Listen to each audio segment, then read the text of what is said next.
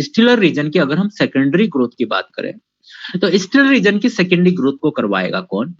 Vascular cambium. स्टिलर reason की secondary growth का मतलब है सेकेंडरी जाइलम, सेकेंडरी फ्लोएम का बनना और सेकेंडरी मेडुलरी रेज या सेकेंडरी पिथ रेज का बनना। अब इनको बनाएगा कौन? Vascular cambium. तो सबसे पहले तो हमें वैस्कुलर कैम्बियम बनानी पड़ेगी। वैस्कुलर कैम्बियम बनाने के बाद उसकी एक्टिविटी देखनी पड़ेगी। एक्टिविटी देखने के बाद उसमें कैसे जाइलम फ्लोएम बन के एक रिंग बन गई है उसको हमें देखना पड़ेगा। तो 3 स्टेप के अंदर हम स्टडी कर रहे हैं स्टिलर रीजन में, डाइकोट स्टेम के स्टिलर रीजन के अंदर सेकेंडरी ग्रोथ, पहले vascular cambium, activity vascular cambium and formation of annual ring. Clear यहां तक? ठीक है, चलिए स्टार्ट करते हैं। ये वैस्कुलर कैम्बियम, क्रो कैम्बियम अभी नहीं पढ़ाया बेटा, तो अभी कंपेयर करना बेकार है, टाइम वेस्ट करना है। जिससे हम पढ़ लेंगे कंपेयर करेंगे, ऐसे जरूरत भी नहीं पड़ेगी कंपेयर करने की क्योंकि सब कुछ पॉइंट आ ही जाएंगे। अब बात करते हैं एस्टिलर रीजन की सेकेंडरी ग्रोथ। एस्टिलर रीजन तुम जानते ही हो। अगर हम बात करें,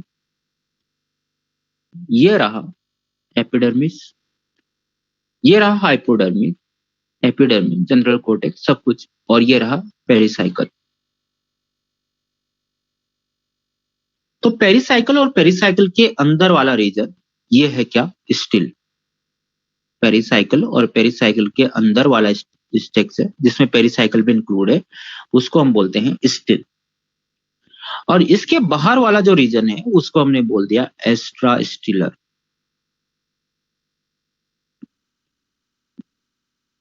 तो स्टिलर रीजन और एक्स्ट्रा स्टिलर रीजन दोनों के अंदर सेकेंडरी ग्रोथ है। सबसे पहले हम पढ़ रहे हैं स्टिलर रीजन की सेकेंडरी ग्रोथ, मतलब मेनली हम वेस्कुलर बंडल की बातें करेंगे। तो सबसे पहले हम बना रहे हैं फॉर्मेशन ऑफ वेस्कुलर कैम्बियम। अब मैं सारे डायग्राम हाथ से बनाऊंगा, तुम देखते रहना बेटा ना, बिल्कुल एक एक पॉइंट को समझना। मैं बनाता जाऊंगा, बोलता जाऊंगा, बिल्कुल हाथ हिलना डुलना मत भाई, आज कुछ खाना भी मत बीच क्लास में।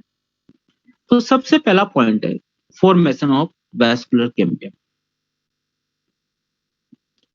Formation of vascular cambium.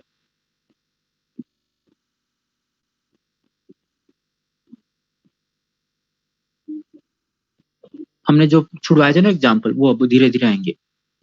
मैंने ये बनाई एपिडर्मिस। एपिडर्मिस के अंदर ये रहा कोर्टेक्स,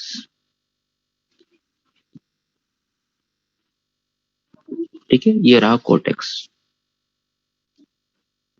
और ये रही एपिडर्मिस, और ये रही पेरिसाइकल। एक ही बात को बहुत बार बता रहे हैं हम। स्टेम पढ़ रहे हैं तो स्टेम के अंदर कौन से वेस्कुलर सिस्टम मिलेंगे? Conjoint collateral.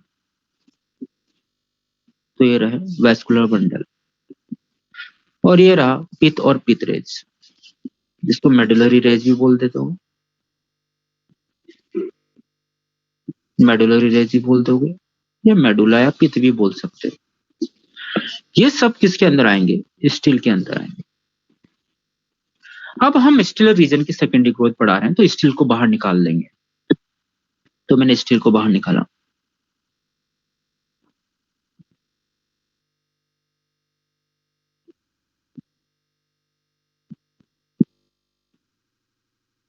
स्टील को बाहर निकाला तो सबसे बाहर में क्या बनाऊंगा? पेरिसाइकल। लेकिन क्या इसका मतलब है कि सबके बाहर पेरिसाइकल मिलेगी? नहीं रे, ये तो हमारा मतलब ही स्टीलर रीजन से है, तो हमने सबसे बाहर पेरिसाइकल बना दी, ये पेरिसाइकल बना दी, पेरिसाइकल। और इस पेरिसाइकल के अंदर ये रहे वेस्कुलर बंडल।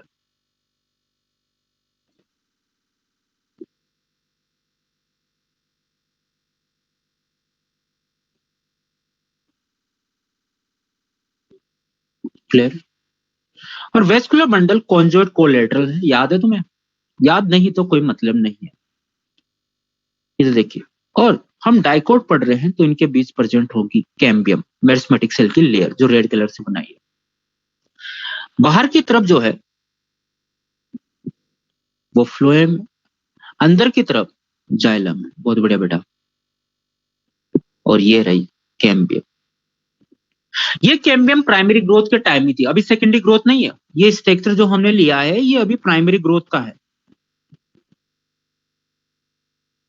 तो इसके अंदर प्रेजेंट है कैम्बियम, और इस कैम्बियम को हमने बोला intra पेसिकुलर cambium.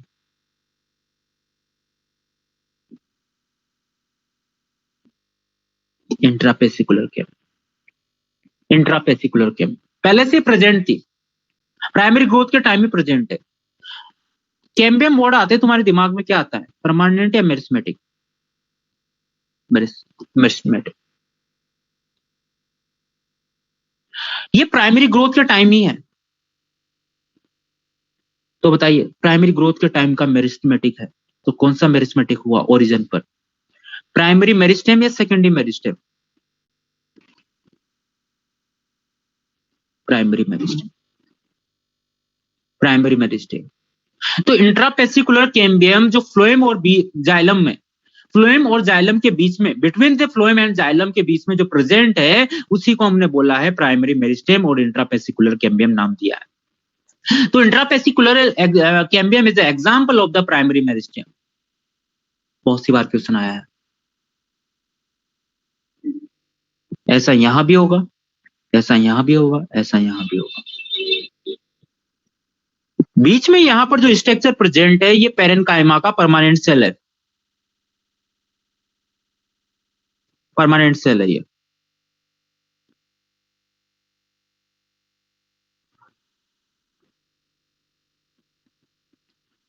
Between the two vascular bundle, between the two vascular bundle parenchymatous cell present, ठीक है। और ये कैसी है, परमानेंट सेल है, प्राइमरी परमानेंट सेल है, प्राइमरी परमानेंट सेल है, क्लियर। अब मान लीजिए प्लांट को बहुत दिन हो गए सर्वाइव करते हुए, इसकी जिंदगी का सेकेंड ईयर चल रहा है या फोर्थ ईयर चल रहा है, फिफ्थ ईयर चल रहा है, जिंदगी का फिफ्थ ईयर चल रहा है। अब इसको लगा कि प्लांट बहुत ज्यादा ग्रोथ करना है, तो हमें वैस्कुलर बंडल का नंबर बढ़ाना पड़ेगा, क्योंकि प्लांट की हाइट बढ़ानी है, प्लांट की विड्थ बढ़ानी है, प्लांट को ब्रांचेस बनानी है। तो बताइए ब्रांचेस बनाई तो सप्लाई की जरूरत ज्यादा पड़ेगी, तो सप्लाई की जरूरत पड़ेगी तो जाइलम फ्लोएम का नंबर भी ज्यादा होना चाहिए। जाइलम फ्लोएम का नंबर ज्यादा होना मतलब वेस्कुलर बंडल ज्यादा होना, मतलब नंबर ज्यादा होना चाहिए जाइलम और फ्लोएम के। तो इसको फिफ्थ ईयर में इसको जरूरत पड़ने लग गई ज्यादा जाइलम और फ्लोएम की, वेस्कुलर टिश्यू की, वेस्कुलर सिस्टम की।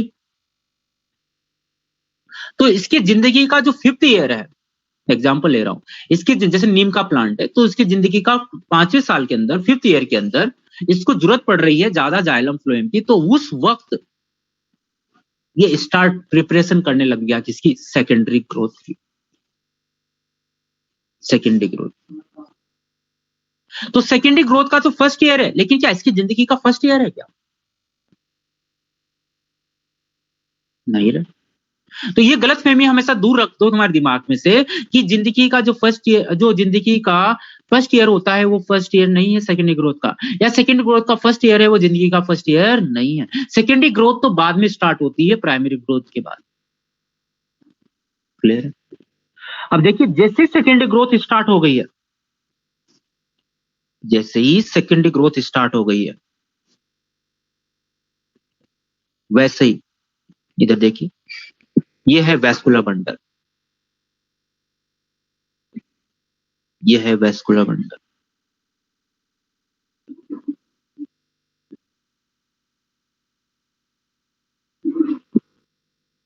बताइए इन वैस्कुलर बंडल में क्या मिल रहा है, फ्लोएम और जाइलम। फ्लोएम और जाइलम के बीच में जो मेरिस्मेटिक सेल है उनका नाम क्या है, कैम्बियम। कौन सी कैम्बियम, अरे कौन सी कैम्बियम, कौन सी कैम्बियम, इंट्रापेसिकुलर कैम्बियम। अरे इंट्रापेसिकुलर कैम्बियम किसका एग्जांपल है, बात बात वही रिपीट हो रही बातें। क्या ये प्राइमरी ग्रोथ के टाइम भी था क्या, यस। तो क्या इसको फिर हम प्राइमरी मेरिस्टेम बोलते हैं, यस। क्या यहां पहले परमानेंट सेल थी क्या, यस। अब इस परमानेंट सेल में से कुछ सेल मेरिस्मेटिक हो गई है। परमानेंट सेल में से कुछ सेल मेरिस्मेटिक हो गई है।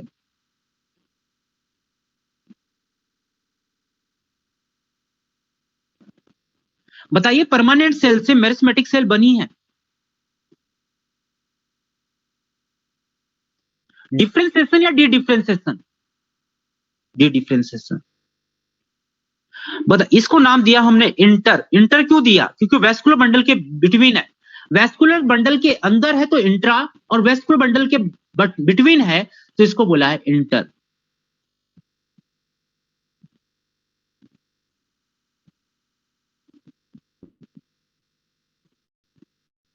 मेरी बात को समझ पा रहे हो? मेरी बात समझ पा रहे हो? इंट्रापेसिकुलर कैम्बियम पहले से ही प्रेजेंट थी, तो this is example of primary meristem. और इंटरपेसिकुलर कैम्बियम परमानेंट सेल से बनी है, डी डिफरेंशिएशन से।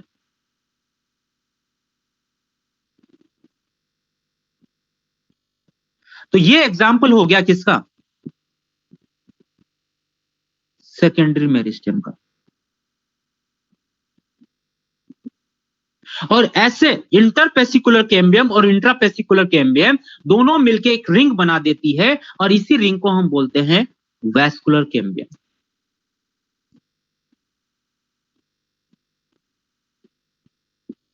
तो मुझे बताइए, vascular cambium in dicot stem, vascular cambium in dicot stem complete primary, complete secondary, या partially primary partially secondary? Partially primary plus partially secondary. ये बात समझ में आ गई? अरे ये बात समझ में आ गई? क्या वेस्कुलर कैम्बियम में डाइकोट स्टेम कंप्लीट प्राइमरी है क्या? नहीं। क्या कंप्लीट सेकेंडरी? नहीं, primary plus secondary. Intra plus inter vascular cambium. ये क्लियर है सबको? क्या अपनी वेस्कुलर कैम्बियम का फॉर्मेशन हो गया? यस, वेस्कुलर कैम्बियम बन गई है। अब हम इसकी एक्टिविटी की बात करेंगे। अब हम इसकी एक्टिविटी की बात करेंगे। क्लियर है यहां तक? अब बात करेंगे एक्टिविटी की।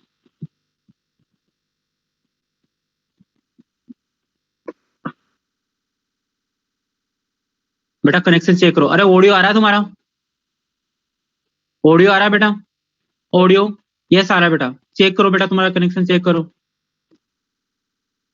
ठीक है, सबको आ रहा है ऑडियो? बेटा कनेक्शन चेक करो ना, एक बार कनेक्शन चेक करो बेटा, इंपॉर्टेंट लेक्चर है। ठीक है, एक्टिविटी। अगर एक्टिविटी की बात करें, किसकी activity? Vascular cambium, VC, vice chancellor नहीं, वैस्कुलर कैम्बियम। तो वैस्कुलर कैम्बियम की अगर हम बात करें, तो वैस्कुलर कैम्बियम में 2 टाइप की सेल मिलती है। कुछ सेल्स जो होती है वो शेप में पॉइंटेड होती है, फ्यूसिफॉर्म जैसी होती है, और कुछ सेल राउंड सी होती है, राउंड या ओवल शेप होती है। वैस्कुलर कैम्बियम की ऐसी सेल जो नीडल लाइक पॉइंटेड होती है या फिर फ्यूसिफॉर्म जैसी होती है, उन सेल को हम बोलते हैं, सॉरी, और जो राउंड से होती है उनको हम बोलते हैं रे इनिशियल। वापस रिपीट करता हूं, जो राउंड जैसी होती है वो रे इनिशियल है, और जो पॉइंटेड होती है उनको बोला है फ्यूसिफॉर्म इनिशियल। तो 2 तरह की सेल हो गई अपने पास। इधर देखिए, कहां है भाई? 2 तरह की सेल हो गई अपने पास। एक तो रे इनिशियल हो गई, तो रे इनिशियल की भी एक्टिविटी हमें देखनी पड़ेगी, और एक अपने पास हो गई फ्यूसिफॉर्म इनिशियल, उसकी भी हमें एक्टिविटी देखने को मिलेगी। क्लियर बेटा यहां तक? तो यहां पर अगर हम बात करें वेस्कुलर कैम्बियम की, तो 2 तरह की सेल मिल गई, एक फ्यूसिफॉर्म इनिशियल और एक रे इनिशियल। ये सेल है, फ्यूसिफॉर्म भी एक सेल है और रे इनिशियल भी एक क्या है? सेल है। दोनों सेल किसकी है? वेस्कुलर कैम्बियम की है। तो क्या वेस्कुलर कैम्बियम 1 टाइप की सेल से मिलकर बना है क्या? नहीं। कितनी टाइप की सेल से मिलकर बना है? 2 टाइप की, फ्यूसिफॉर्म और रे इनिशियल। तो मुझे बताइए क्या ये हेट्रो है या होमो है? हेट्रो है। क्लियर है? अब फ्यूसिफॉर्म की भी एक्टिविटी होगी और रे इनिशियल की भी एक्टिविटी होगी। फ्यूसिफॉर्म जो है, फ्यूसिफॉर्म जो है वो जाइलम और फ्लोएम का फॉर्मेशन करेंगे। जाइलम और फ्लोएम का फॉर्मेशन करेंगे। मुझे बताइए जाइलम और फ्लोएम पहली बार बने हैं? क्या जिंदगी में पहली बार बने हैं क्या? नहीं, पहली बार तो प्रोकेम्बियम ने बना चुके हैं, दूसरी बार बने। तो क्या इनको प्राइमरी फ्लोएम या प्राइमरी जाइलम बोलेंगे या सेकेंडरी फ्लोएम सेकेंडरी जाइलम बोलेंगे?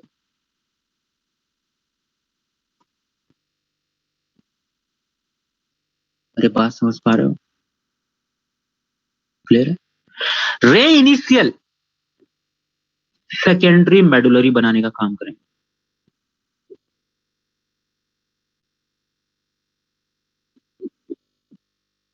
इधर देखिए, ये फ्यूसिफॉर्म सेल है, ये फ्यूसिफॉर्म सेल है।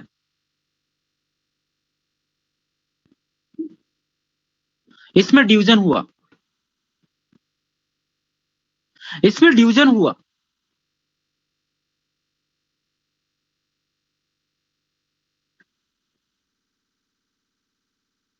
इधर तो बनाया इन्होंने क्या? फ्लोएम। और इधर बनाया इन्होंने जाइलम। सेकेंडरी फ्लोएम और सेकेंडरी जाइलम।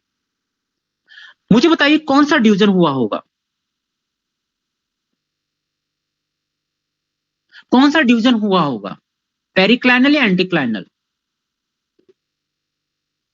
पेरिक्लाइनल या एंटीक्लाइनल? बिखर गए क्या? पेरिक्लाइनल। अरे पेरिक्लाइनल। ठीक है। सेकेंडरी मेडुलरी रेस, इधर देखिए, ये है रे इनिशियल। रे इनिशियल में भी पेरिक्लाइनल डिवीजन होते हैं, बहुत सारे पेरिक्लाइनल डिवीजन होते हैं और पेरिक्लाइनल डिवीजन होते जाएंगे, होते जाएंगे। तो बाहर की तरफ भी सेल बनती जाएगी और अंदर की तरफ भी सेल बनती जाएगी पेरेन्काइमेटस से। तो बाहर की तरफ और अंदर की तरफ दोनों तरफ सेल बन रही है और ऐसे पेरेन्काइमेटस सेल एक रेडियल डायरेक्शन में अरेंज हो जाएगा और इसी को हम बोलेंगे मेडुलरी रेज। मुझे बताइए मेडुलरी रेज क्या पहली बार बनी है क्या जिंदगी में? क्या ये पित रेज पहली बार बनी है क्या जिंदगी में? क्या प्राइमरी ग्रोथ के टाइम पित रेज या मेडुलरी रेज नहीं थी? थी। तो इसको क्या बोलेंगे? Secondary medullary. थोड़ी थोड़ी पिक्चर फ्रेम हो रही है दिमाग में, क्या होने वाला है और समझते हैं इसको। अच्छा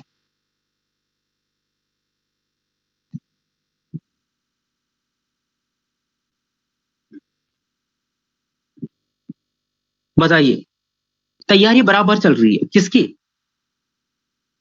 किसकी तैयारी चल रही है? किसकी तैयारी चल रही है? नीट की तैयारी चल रही है। तैयारी चल रही है सेकेंडरी ग्रोथ की। किसकी चल रही है? सेकेंडरी ग्रोथ की। तो वेस्कुलर कैम्बियम बराबर बन चुकी है।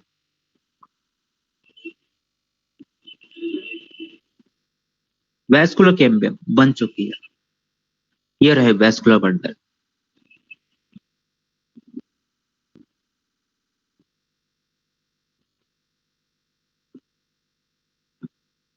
ठीक है, अब ये बन गई है वेस्कुलर कैम्बियम।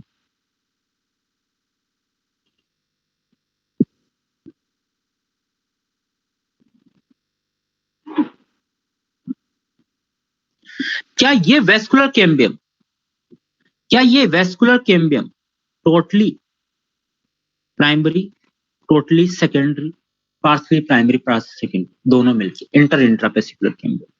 क्लियर है? यहां पर जो फ्लोएम है ये है प्राइमरी फ्लोएम, यहां पर जो जाइलम है वो पे प्राइमरी जाइलम। प्रोटोजाइलम नहीं रहे, मैं लिख ही देता हूं, प्राइमरी जाइलम।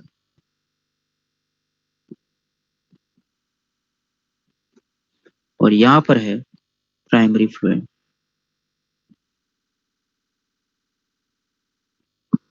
क्या सिर्फ इधर ही होगा या उधर भी होगा? इधर उधर सब जगह होगा, जहां जहां वेस्कुलर बंडल मिलेगा। ठीक है, अब देखिए वेस्कुलर कैम्बियम बन चुकी है और फर्स्ट ईयर है सेकेंडरी ग्रोथ का।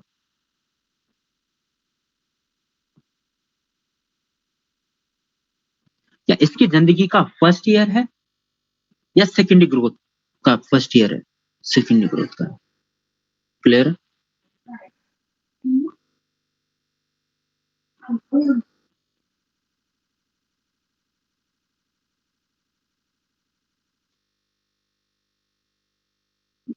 ये बन गई है क्या यहाँ पर पेरिसाइकिल, वही स्टार्ट करेंगे, फर्स्ट ईयर हो गया है।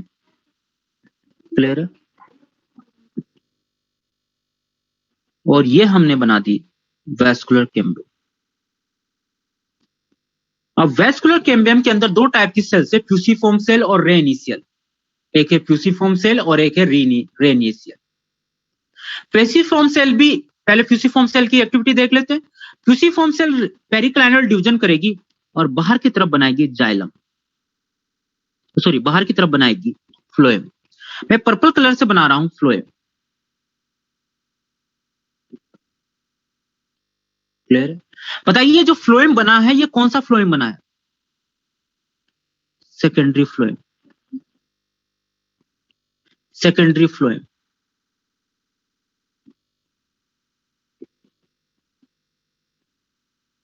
सेकेंडरी फ्लोएम को मैं लिखूंगा sp1। sp1 का मतलब क्या है? फर्स्ट ईयर का सेकेंडरी फ्लोएम। तो बताइए जब ये सेकेंडरी फ्लोएम यहां आ गया तो प्राइमरी फ्लोएम कहां चला गया? बाहर की तरफ। अरे समझ पा रहे हो? समझ पा रहे हो? तुमने कोई चीज रखी यहां पर, जैसे ये रख दी यहां पर, अब दूसरी चीज यहां रखोगे तो इसको कैसे, किसके दूर किसका दोगे? तुम कैम्बियम हो, मैं कैम्बियम हूं, तो पहले ये था, समझ पा रहे हो? प्राइमरी फ्लोएम डिवीजन हुआ तो इस प्राइमरी फ्लोएम को तो बाहर, अब यहां आ गया कौन? Secondary phloem.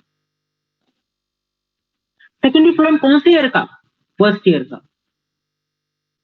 फिर सेकेंडरी फ्लोएम आएगा सेकेंड ईयर का, तो ये प्राइम और थोड़ा दूर और दूर, ऐसे जुड़ते जाएंगे, उतरते जाएंगे। तो बताइए वेस्कुलर कैम्बियम के पास कौन सा फ्लोएम रहेगा? जस्ट बनने वाला या बहुत पुराने वाला? जस्ट बनने वाला। अरे समझ पा रहे हो? चलिए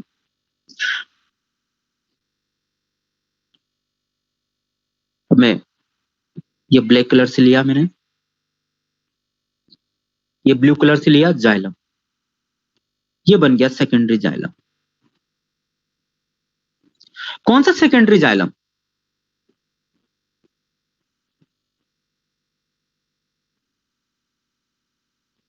फर्स्ट ईयर का। तो फिर वो कहां गया प्राइमरी वाला? वेस्कुलर कैम्बियम से अंदर की तरफ चला गया। पीएक्स का मतलब प्रोटोजाइलम नहीं बेटा ना, मैंने फुल फॉर्म इधर लिख दी है, प्राइमरी जाइलम। क्या ये कारवा इधर ही चलेगा या इधर भी चलेगा? इधर भी चलेगा भाई, इधर भी होगा वही प्राइमरी फ्लोएम, प्राइमरी जाइलम, इधर भी इधर भी इधर भी। अरे मेरी बात समझ पा रहे हो? ये रहा और ये रहा।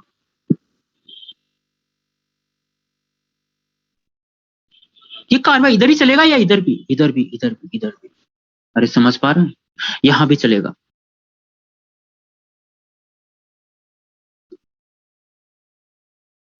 ये बात समझ में आ गई सबको? ये फर्स्ट ईयर की बात है, लेकिन क्या सेकेंड ग्रोथ सिर्फ एक ही? नहीं भाई, चलती रहेगी। कारवा आगे बढ़ेगा, प्लांट ग्रोथ करेगा, बोलेगा डिमांड बढ़ा हो रहा है, पाइपलाइन बिछा दो बराबर, फूड का ट्रांसपोर्टेशन बराबर होना चाहिए, ब्रांचेस बहुत ज्यादा हो गई है, वाटर कंडक्शन की एफिशिएंसी बढ़ाओ, पाइपलाइनें 2 बार से बढ़ाओ, बड़े वाली पाइपलाइनें बनाओ, तो जाइलम एंड फ्लोएम बढ़ेंगे। पाइपलाइन क्या है? Xylem and phloem. कंडक्शन किसके थ्रू हो रहा है? Xylem and phloem. तो सेकेंड ईयर आ गया, सेकेंड ईयर आ गया। एमबीबीएस का सेकेंड ईयर नहीं रहा, सेकेंडरी ग्रोथ का सेकेंड ईयर है, ठीक है। सेकेंड ईयर आ गया, सेकेंड ईयर के बाद थर्ड ईयर आ गया,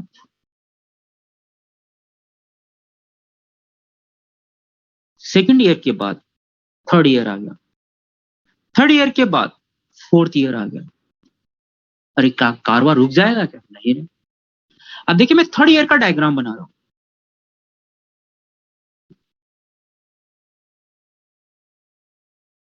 pericycle, vascular cambium, primary phloem, primary xylem,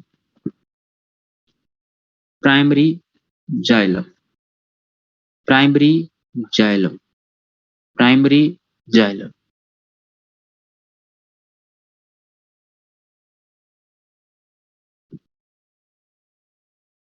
third year वाला सेकेंडरी फ्लोएम, सेकेंड ईयर वाला थोड़ा दूर चला गया, फर्स्ट ईयर वाला तो और दूर चला गया। ये कार्बन इधर भी, ये कार्बन इधर भी, ये कार्बन इधर भी।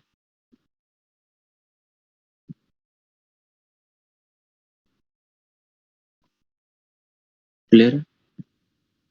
इधर देखिए, ये रहा जाइलम। बताइए वेस्कुलर कैम्बियम के पास कौन सा जाइलम होगा?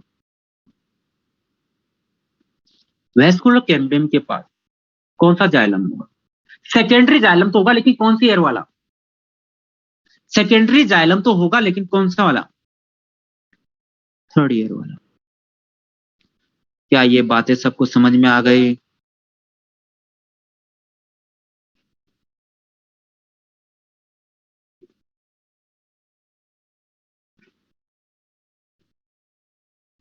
ये समझ में आ गया सबको? अरे क्लियर है मेरे भाइयों? अरे फोर्थ ईयर का भी बता दोगे कहाँ आएगा? जो नया बनेगा वही होगा भाई कैम्बियम के पास, जो कैम्बियम के पास होगा वही होगा। बात समझ पा रहे हो? तो देखिए अब चलिए कार्बो आगे बढ़ाते हैं। लगातार जाइलम कहां आता जा रहा है? सेंटर की तरफ। प्रोटो प्राइमरी जाइलम को अंदर धकेला जा रहा है, अंदर अंदर की तरफ डाला जा रहा है।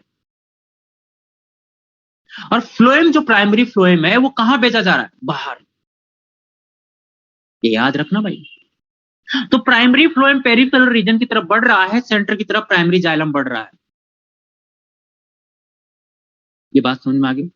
अब लगातार सेंट्रल प्राइमरी जाइलम सेंटर की तरफ बढ़ रहा है तो प्रेशर लग रहा है, तो या तो प्राइमरी जाइलम थोड़ा बहुत रह जाएगा, थोड़ा बहुत खत्म हो जाएगा, या फिर रह जाएगा।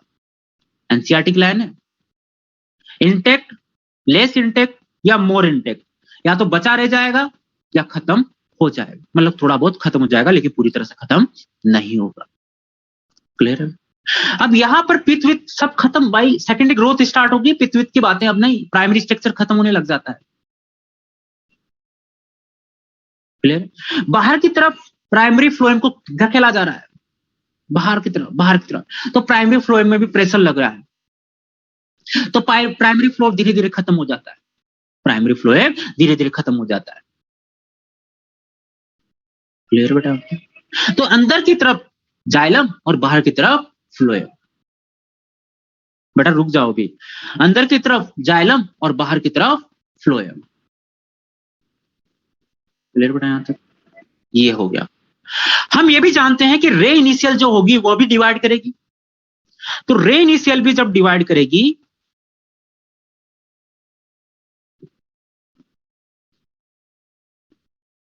तो बताइए दोनों तरफ पेरेन्काइमा सेल्स बनाती जाएगी, दोनों तरफ पेरेन्काइमा सेल बनाती जाएगी, तो यहां बन जाएगा सेकेंडरी मेडुलरी रेंज। क्या बन जाएगा ये?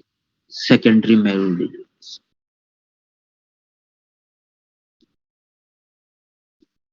किसने बनाई है सेकेंडरी मेडुलरी रेस?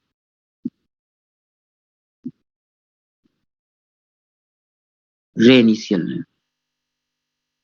किसने बनाई? रे इनिशियल ने। तो दोनों की एक्टिविटी समझ में आ गई। चलिए एक एक लाइन पढ़ लेते हैं अब। Dedifferentiation of primary medullary rays, formation of interfascicular cambium. ठीक है, इंट्रापेसिकुलर कैम्बियम, ये समझ में आ गया ना। Primary medullary rays, primary parenchyma किसकी थी? प्राइमरी मेडुलरी रेज ही तो थी। ये बीच में क्या थी? पिथ रेज या medullary rays? Combined to form complete vascular ring, दोनों मिलकर कंबाइंड वेस्कुलर कैम्बियम बना रही है। वेस्कुलर पेरिक्लाइनल डिवीजन हम जानते हैं, टूसी फॉर्म में पेरिक्लाइनल डिवीजन हो गया, एक तरफ जाइलम एक तरफ फ्लोएम बना। ठीक है, इनसाइड कौन बना? जाइलम, और आउटसाइड कौन बना? फ्लोएम। अब देखिए यहां पर एक वर्ड लिखा हुआ है, इसको हम समझते हैं पीजीआर से रिलेटेड करते हैं। ये बात मैंने वहां भी बताई थी। फ्लोएम और जाइलम दोनों बनते हैं, लेकिन जाइलम ज्यादा बनता है कंपेयर टू फ्लोएम के, क्योंकि अंदर की तरफ पीजीआर, ऑक्सिन और साइटोकाइनिन की अमाउंट ज्यादा होती है, तो वहां पर जाइलम का नंबर ज्यादा बढ़ता है कंपेयर टू फ्लोएम के नंबर। और इन डाटा दे रखा है 8 to 10 टाइम्स ज्यादा बनता है secondary xylem compare to primary xylem. Clear है? Due to pressure of the secondary xylem, primary xylem pith are push toward the centre, pith की तरफ जा रहा है primary xylem. Primary phloem, old secondary phloem get crushed and gradually due to continued formation or accumulation of secondary xylem. Primary phloem बाहर की तरफ, primary phloem को बाहर की तरफ धकेला जा रहा है और धीरे धीरे वो खत्म हो जाता है। लेकिन एनसीईआरटी बोलती है प्राइमरी जाइलम खत्म नहीं होता, रिमेन होता है। हाँ, लेस हो सकता है, मोर हो सकता है, लेकिन रिमेन रहेगा। अब ढंग से सुनना, एनसीईआरटी ने क्या बोला है? प्राइमरी फ्लोएम तो खत्म ही हो जाएगा बाहर की तरफ धक्का दे देके, लेकिन प्राइमरी जाइलम खत्म नहीं होगा। ऐसा क्यों हुआ? क्योंकि जाइलम जो है वो लिविंग नहीं, डेड है। डेड है, हार्ड है, तो थोड़ा बहुत बचेगा, लेकिन प्राइमरी फ्लोएम तो लिविंग है, मतलब लिविंग ही होता है फ्लोएम, तो धीरे धीरे खत्म हो जाएगा। अरे मेरी बात समझ पा रहे हो? तो लगातार अंदर की तरफ डिपोजिशन होता जा रहा है, नीचे अंदर की तरफ जमा होता जा रहा है प्राइमरी जाइलम, और बाहर की तरफ फ्लोएम फ्लोएम खत्म होता जा रहा है। तो नया फ्लोएम नया फ्लोएम नया फ्लोएम बनता जा रहा है, नया जाइलम बनता जा रहा है। सारी लाइनें क्लियर है? ठीक है। एक्टिविटी ऑफ इनिशियल, रे इनिशियल, पेरिक्लाइनल डिवीजन होगा, formation of secondary medullary rays. ये दिख रही है ना, secondary medullary rays, sorry secondary medullary rays. Clear है? यहाँ तक क्लियर है? हाँ बेटा, डाउट पूछो जिसका है। 1 मिनट फटाफट पूछिए बेटा। डाउट था बेटा किसी का?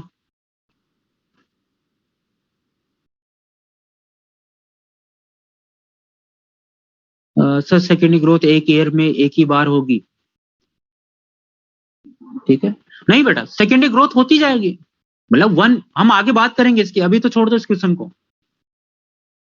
ठीक है, हाँ पिथ खत्म हो जाएगा। चलिए, तो ये देख लिया तुमने। अब ये मत कंसेप्ट बना लेना कि 1 ईयर के अंदर एक ही जाइलम बनेंगे, नहीं, बहुत सारे जाइलम बनेंगे, बहुत सारे फ्लोएम बनेंगे। एक डिवीजन तो लगातार होता रहेगा ना, हर दिन होता रहेगा, समझ पा रहे हो? तो ऐसा नहीं कि एक ही जाइलम एक ही फ्लोएम बनेगा, नहीं, चलता रहेगा चलता रहेगा चलता रहेगा कारवा। अब देखते हैं एनुअल रिंग कैसे बनती है। ठीक है, अब एनुअल रिंग को समझने के लिए 2 सीजन की बात की है एनसीईआरटी ने, एक स्प्रिंग की और एक ऑटम की।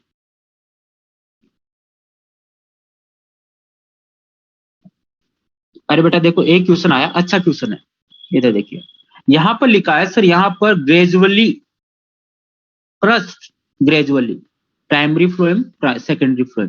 बेटा ओल्ड भी तो लिखा है। अरे मान लीजिए 10 साल हो गए सेकेंडरी ग्रोथ को, तो बचा हुआ जो प्राइमरी फर्स्ट ईयर का सेकेंडरी फ्लोएम था, सेकेंड ईयर का सेकेंडरी फ्लोएम था, वो भी तो खत्म होगा, वो भी तो खत्म होगा बेटा, वो थोड़ी बना रहेगा। अरे लिविंग स्ट्रक्चर है फ्लोएम, तो जल्दी खत्म होता है भाई।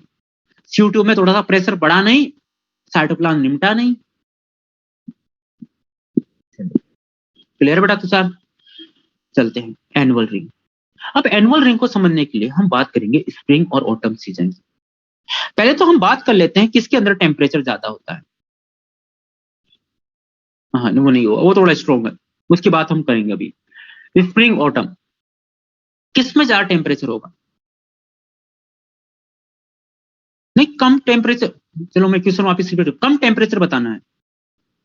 ऑटम में लो टेम्परेचर होता है, स्प्रिंग में ऑटम के कंपेयर में ज्यादा टेम्परेचर होता है। अब देखो ये कंट्रोवर्सी हमेशा रही है, ये आज की बात नहीं है, ये कंट्रोवर्सी ऑफलाइन क्लास में भी थी, कंट्रोवर्सी रहती है, लेकिन जिस रेफरेंस में हम एनसीईआरटी का समझेंगे उसके रेफरेंस में हमें यही मानना पड़ेगा, ऑटम में थोड़ा लो है, स्प्रिंग में थोड़ा हाई है। क्लियर बेटा तक? चलिए अब देखिए हम बात कर रहे हैं एनुअल रिंग की। एनुअल रिंग जो होती है, मतलब इसमें बोला गया है एनुअल रिंग का मतलब यह है कि 1 ईयर में रिंग बन रही है प्लांट के अंदर। रिंग कैसे बन रही है इधर देखिए, पेरिसाइकल,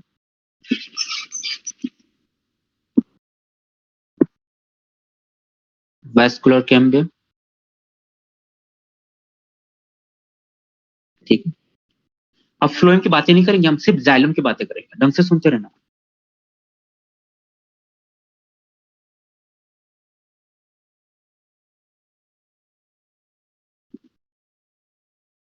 कि मैंने पर्पल कलर बनाया,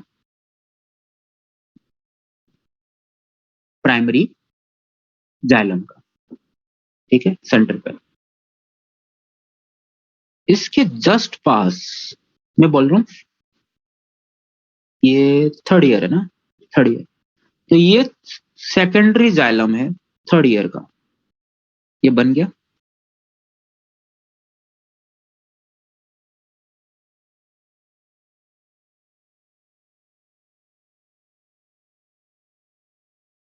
थर्ड ईयर का सेकेंडरी जाइलम बना। 3rd ईयर की बातें हो रही है ना, 3rd ईयर का बना। अब 3rd ईयर में भी, 3rd ईयर जो चल रहा है उसके अंदर भी 2 सीजन है। ये जो सीजन है, ये जो सीजन है, ये सीजन है ऑटम, ठीक है। और इसके पहले ही 3rd ईयर में बन चुका है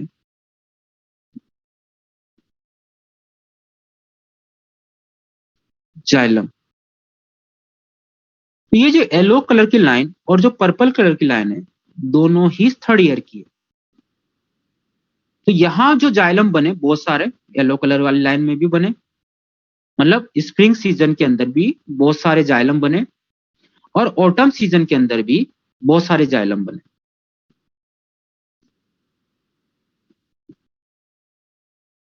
स्प्रिंग सीजन के अंदर भी बहुत सारे जाइलम बने, और ऑटम सीजन के अंदर भी बहुत सारे जाइलम बने।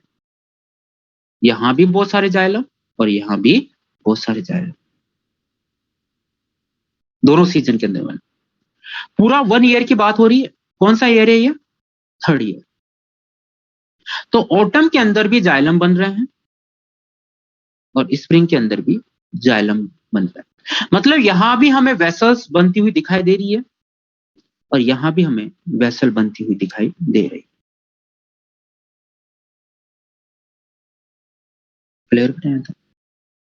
अब ऑटम के अंदर ढंग से समझना, कॉन्सेप्ट समझना और पूरा एनसीईआरटी की लाइन क्लियर हो जाएगी। ऑटम के अंदर टेम्परेचर थोड़ा लो होता है, तो यहां पर डिपोजिशन, लिग्निन टेनिन रेजिन का डिपोजिशन थोड़ा ज्यादा होगा, क्योंकि टेम्परेचर लो होता है तो डिपोजिशन ज्यादा होता है। क्लियर है?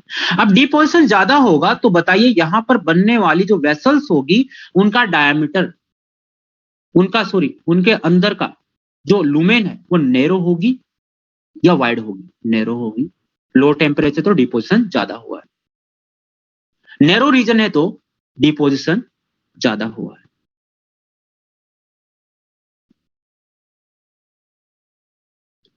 डिपोजिशन ज्यादा, डिपोजिशन कम। मुझे बताइए टेम्परेचर ज्यादा है कहां पर?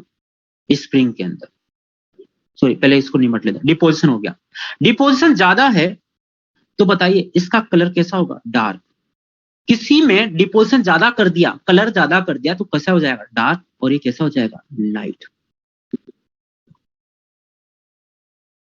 बात पकड़ पा रहे हो? वो डार्क हो गया, वो लाइट हो गया। क्लियर बताना था? वो डार्क हो गया और ये लाइट हो गया।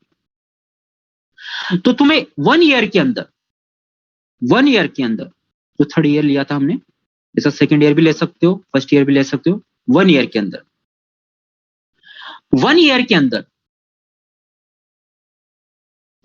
1 ईयर के अंदर दो सीजन की बात करें, दो टेम्परेचर के वेरिएशन, मेनली दो टेम्परेचर वेरिएशन की बात कर रहे हैं, ऑटम और स्प्रिंग। तो तुम देख पा रहे होंगे ऑटम के अंदर डिपोजिशन ज्यादा हुआ है, तो वहां पर बनने वाला जाइलम के अंदर जो वेसल्स या ट्रेकिट जो भी होगा उसके अंदर डिपोजिशन ज्यादा होगा, डार्क कलर का होगा, और स्प्रिंग के अंदर बनने वाले के अंदर लाइट कलर होगा। ठीक है, तो जाइलम बना 1 ईयर के अंदर, बहुत सारे जाइलम बने। जो स्प्रिंग में जो जाइलम बने उनका कलर लाइट है, और जो ऑटम में जो जाइलम बने उनका कलर डार्क है। बात समझने की कोशिश करना। स्प्रिंग में भी बहुत सारे जाइलम बने, मतलब वेसल्स बनी, जाइलम मतलब क्या, वेसल है मेनली, जाइलम बने, और ऑटम के अंदर भी बहुत सारे वेसल बनी। ऑटम के अंदर बनने वाली वेसल का कलर थोड़ा डार्क है, स्प्रिंग के अंदर बनने वाले के अंदर थोड़ा लाइट है। तो बताइए 1 ईयर के अंदर ही तुम्हें दो अलग अलग तरह की रिंग दिखाई देगी। ऑटम के अंदर बनने वाले जाइलम से जो अंदर की तरफ रिंग बनी है वो थोड़ी डार्क होगी, और अंदर की तरफ बनने वाले को लाइट होगी। अरे बात समझ पा रहे हो? तो light dark, light dark, light dark, ऐसे आएगा। अब मान लीजिए ये सेकंड ईयर की बात करें, सेकंड ईयर की बात करें, तो सेकंड ईयर में भी ऑटम सीजन रहा होगा। तो सेकंड ईयर में भी ऑटम सीजन रहा होगा, तो इसका कलर कैसा रहा होगा? डार्क रहा होगा। और सेकंड ईयर में भी स्प्रिंग सीजन रहा होगा, तो वहां भी लाइट कलर के वेसल्स बनी होगी। फर्स्ट ईयर के अंदर भी डार्क कलर रहा होगा, ऑटम रहा होगा। फर्स्ट ईयर के अंदर भी स्प्रिंग रहा होगा। अरे बातें समझ पा रहे हो? तो तुम यहां पर देख पा रहे हो कि एक सीजन के अंदर दो तरह के जाइलम फ्लोएम बनते हैं। दो नहीं, सॉरी, जाइलम की बात कर रहे हैं हम। दो जाइलम फ्लोएम, दो जाइलम नहीं, दो तरह के जाइलम बनते हैं। स्प्रिंग में भी मैनी वेसल्स फॉर्म हुई है, ऑटम में भी मैनी वेसल फॉर्म हुई है। तो एक का कलर लार्क, एक का कलर डार्क, एक का कलर लाइट हो गया। तो यहां पर हमें दिख रहा है, यहां पर दिख रहा है, अच्छा ये बनी है, ये यहां बनी है, फिर दूसरी स्टार्ट हो गई, फिर यहां बनी है, फिर दूसरी स्टार्ट हो। तो हम देख पा रहे हैं कि 1 ईयर के अंदर, 1 ईयर के अंदर दो रिंग फॉर्म हो रही है।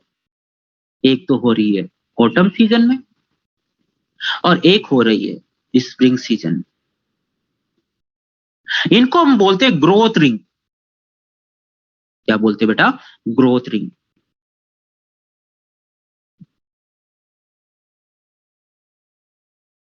तो 1 ईयर के अंदर बताइए कितनी रिंग फॉर्म होती है? 2 रिंग फॉर्म होती है। दोनों रिंग को कंबाइंडली हम बोलते हैं क्या? Annual ring. क्या बोलते हैं बेटा? Annual ring. तो दो ग्रोथ रिंग होती है 1 ईयर के अंदर, उन दोनों को कंबाइंडली हम बोलते हैं एनुअल रिंग। अब ढंग से सुनना, ये हम रिंग जो बात कर रहे हैं, क्या फ्लोएम वाले रीजन में बात कर रहे हैं या जाइलम वाले रीजन में? फ्लोएम वाले रीजन में बात कर रहे हैं, सॉरी जाइलम वाले रीजन में बात कर रहे हैं, जाइलम वाले रीजन में बात कर रहे हैं। जाइलम के लिए कौन सा वर्ड यूज करते हैं? बास्ट वर्ड यूज करते हैं या वुड वर्ड यूज करते हैं? वुड। तो इसको मैं बोल सकता हूं ऑटम वुड, और इसको मैं बोल सकता हूं स्प्रिंग वुड।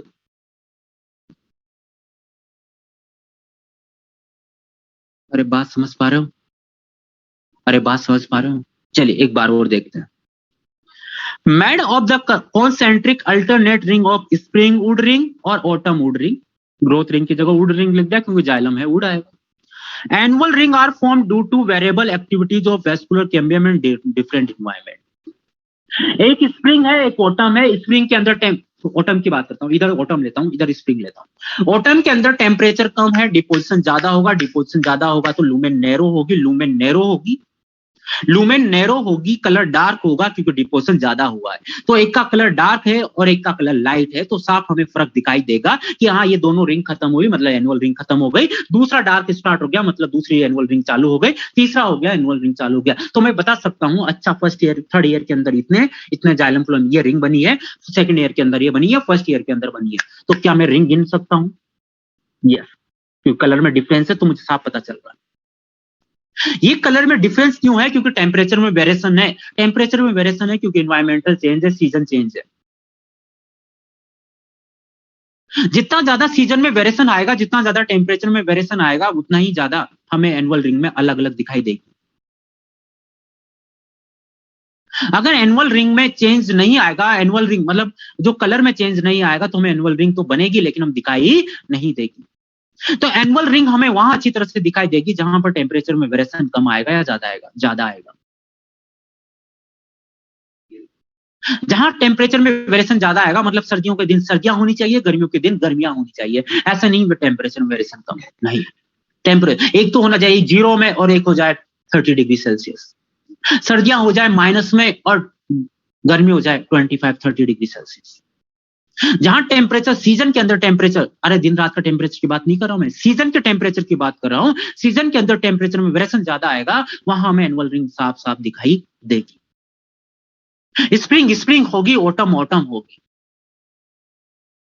लेकिन जिन रीजन के अंदर अगर टेम्परेचर में वेरिएशन नहीं आया, सीजनल में वेरिएशन नहीं आया, वहां हम बात ही नहीं कर सके कहां पर कौन सी रिंग खत्म हुई है, कहां से चालू हुई है। एनुअल रिंग तो बनी है, रिंग तो बनी है, लेकिन हम बता नहीं पाएंगे। तो एनसीईआरटी इसी पॉइंट को आगे बढ़ाते हुए बोलती है कि इन्वायरमेंटल की वजह से वेस्कुलर कैम्बियम की फिजियोलॉजिकल चेंज होते हैं, उसकी एक्टिविटी में चेंज होता है और इससे हमें एनुअल रिंग साफ साफ दिखाई देती है। इसी एनुअल रिंग को गिन के हम बता सकते हैं कि कितने साल हो गए हैं सेकेंडरी ग्रोथ को चलते हुए। अगर एनुअल रिंग तुम्हें 3 दिखाई दे रही है तो बताइए कितने ईयर हो गए हैं सेकेंडरी ग्रोथ को स्टार्ट हुए? थर्ड ईयर होते हैं। तो बताइए एनुअल रिंग को गिन के, क्वेश्चन सुनना ढंग से, टाइपिंग करना बंद, क्वेश्चन सुनिए। बताइए एनुअल रिंग को गिन के क्या तुम ये क्लियर बता सकते हो कि इसकी एज क्या है? नहीं बता सकते, नहीं बता सकते। अरे एनुअल रिंग को गिन के तो तुम ये बता सकते हो कि सेकेंडरी ग्रोथ स्टार्ट हुई है, 3 साल हुए हैं, 3 ईयर हो गए सेकेंडरी ग्रोथ को। लेकिन तुम्हें थोड़ी पता है कि सेकेंडरी ग्रोथ कितने साल बाद स्टार्ट हुई थी। तो क्या एनुअल रिंग को देख के हम क्या एग्जैक्ट सेकेंडरी ग्रोथ बता सकते हैं, ऐसे एज बता सकते हैं, या अप्रोक्सीमेट? Approximate, approximate. अरे मेरी बात समझ पा रहे हो तुम? अप्रोक्सीमेट एज बता सकते हैं और इसी एज को बताना डेंड्रोक्रोनोलॉजी। क्लियर बेटा? यहां तक क्लियर है? यहां तक समझ पा रहे हो? अब ढंग से सुनना, ज्योग्राफी का क्वेश्चन है, अगर नहीं पढ़ा है तो इकोलॉजी में पढ़ोगे। मुझे बताइए अगर तुमने पढ़ा हो तो, ये अर्थ है, ये पोलर रीजन है, ये सेंटर वाले पार्ट को, इस सेंट्रल वाले रीजन को हम क्या बोलते हैं? ट्रॉपिकल या टेम्परेट? ट्रॉपिकल या टेम्परेट? भाई तुम्हें नहीं आता क्या?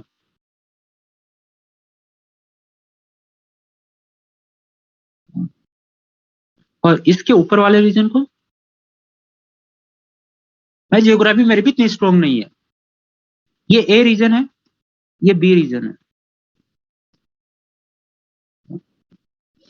मेरी भी इतनी जियोग्राफी स्ट्रॉन्ग नहीं है, इसलिए तो पूछ रहा हूं मैं तुमसे।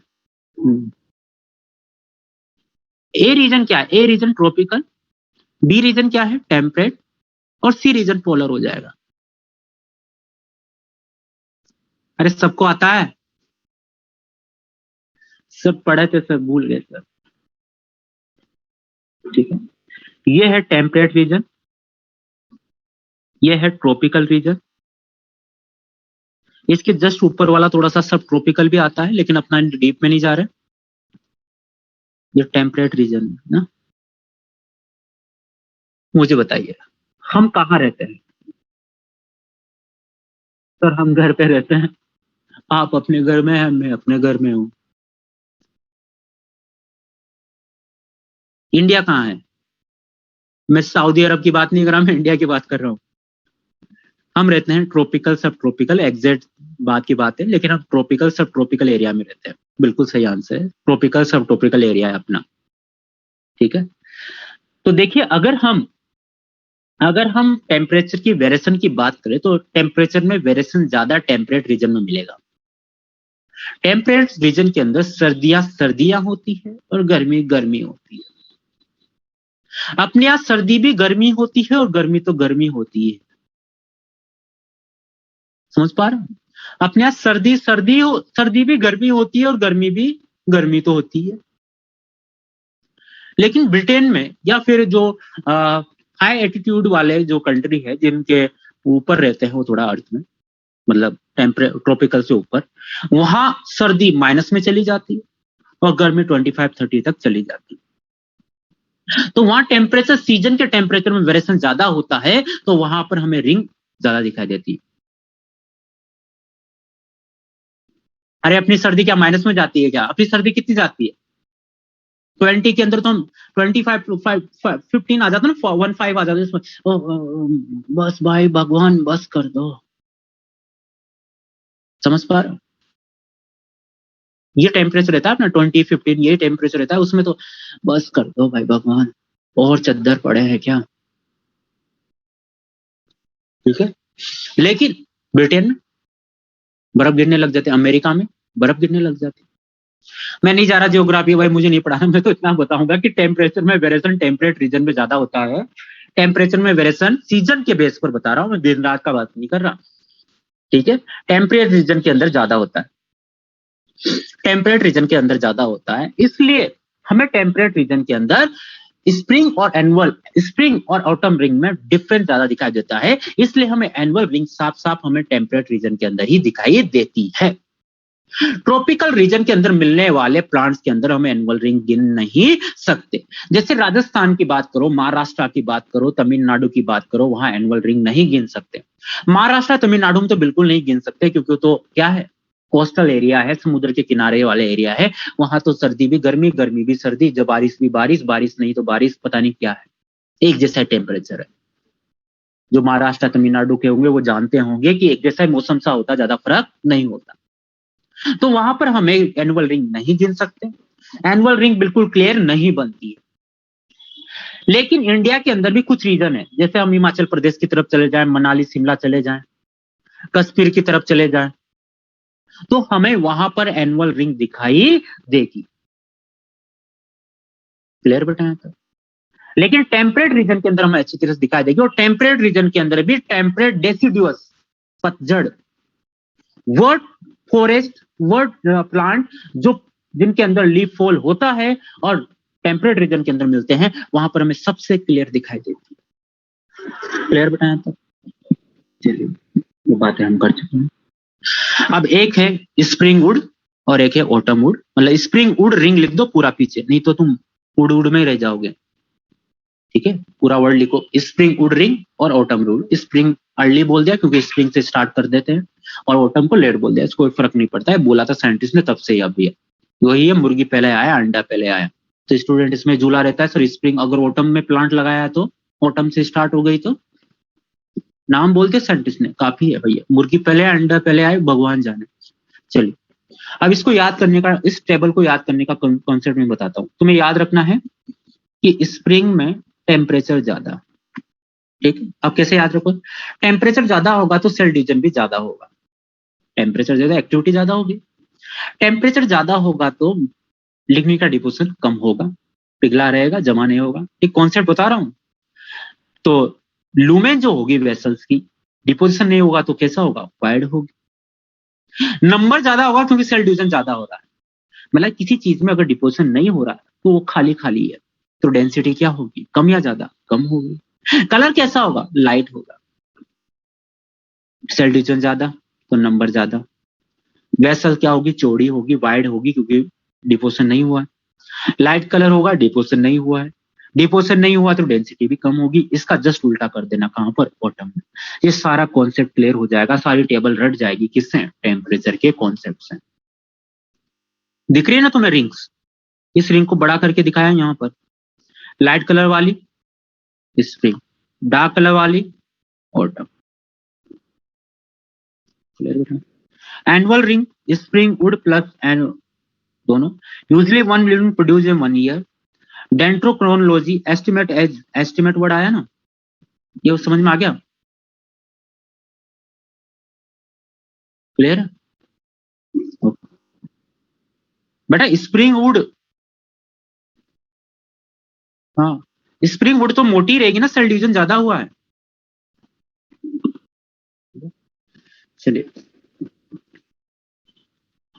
Maximum annual ring present base of stem, yes stem के बेस पर। अरे बताइए सबसे ज्यादा एनुअल रिंग हमें कहाँ मिलेगी? बेस में मिलेगा भाई, सबसे ज्यादा सेकेंडरी ग्रोथ यही हुई है। ऊपर तो नया नया बन रहा है ना, तुम ऊपर ऊपर का प्लांट ले लो, ऊपर ऊपर की टहनी ले लो और गिनने लग जाओ। अरे इसमें तो एक ही एनुअल रिंग है क्या? इतना बड़ा प्लांट एक ही साल का, 1 ईयर का ही है क्या? अरे भाई बनाई अब है वो, उसके अंदर क्या एनुअल रिंग गिन रहे हो? एनुअल रिंग गिनना है तो नीचे से लो। अरे प्लांट जब इतना सा था, मान लीजिए इतना सा, तब सेकेंडरी ग्रोथ हो गई, समझ पा रहे हो? तो नीचे से लेना पड़ेगा। नीचे से लेना मतलब प्लांट को कट मत कर देना भाई ऐसे करके, नहीं है, इसको ऐसे करते हैं, ये प्लांट का पार्ट है, ऐसे थोड़ा सा एक इंस्ट्रूमेंट होता है जिसको अंदर डालते हैं ऐसे, और ये छोटा सा पार्ट निकाल के लाता है लंबा सा पूरा ऐसे, फिर इसमें हम देखते हैं ऐसे, समझ पा रहे हो? फिर इसको वापिस फिट भी करते हैं। ऐसा नहीं कि एनुअल रिंग करना है तो काट दो, प्लांट की एनुअल रिंग गिरी, एज निकाली, पता नहीं एज ही खत्म हो गई, समझ पा रहे हो? मतलब ऐसा होता है ना कि सोनोग्राफी के लीवर में डैमेज है या नहीं है, तो लीवर बाहर निकाल के देख रहे हो डैमेज है या नहीं है, होगा या नहीं होगा, उसका तो डैमेज हो गया, समझ पा रहे हो? वैसे ही है, थोड़ा सा पार्ट निकालते हैं, गिनते हैं, फिर वापस रखते हैं, ठीक है। Most distinct annual ring important है, याद करना है, temperate deciduous plant, because the climatic condition not uniform through year, बहुत ज्यादा चेंज होता है। Annual ring in distance, least distance in coastal region, जो समुद्र के किनारे मिलता है। Annual ring are less distinct plant grow in desert, Rajasthan की बात हो रही। अब आते हैं वुड, इंपॉर्टेंट है, दो तरह की वुड है, सेप वुड और हार्ड वुड, इसको एनुअल रिंग से कनेक्ट मत करना भाई, हार्ड वुड और सेप वुड। बताइए वुड वर्ड आया है तो बताइए जाइलम की बातें होगी या फ्लोएम की?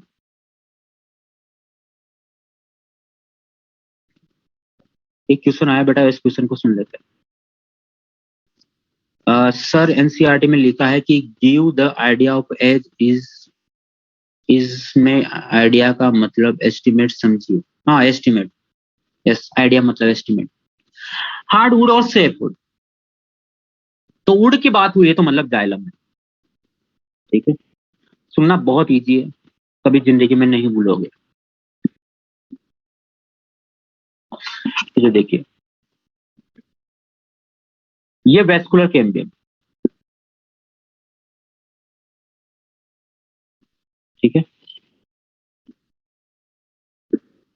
अंदर की तरफ जाइलम बनता जा रहा है,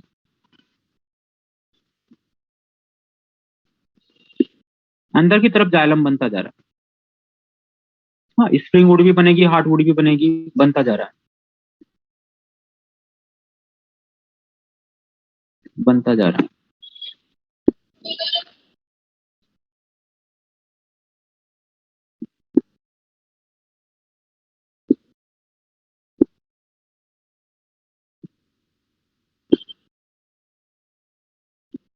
ये प्राइमरी, प्राइमरी जाइलम।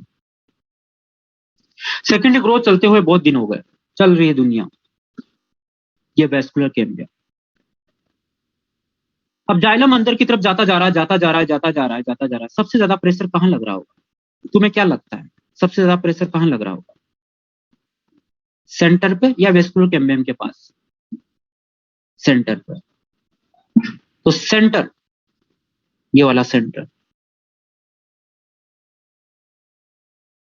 ये वाला सेंटर,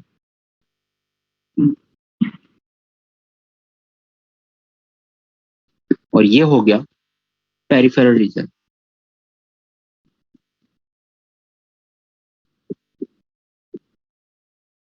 समझ पा रहे हो? ये भी जाइलम है, ये भी जाइलम है।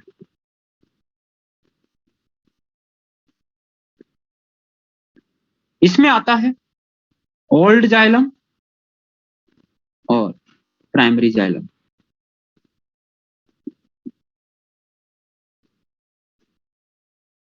सेंटर वाले पार्ट, सेंटर वाले पार्ट का मैं सेक्शन कट करता हूं,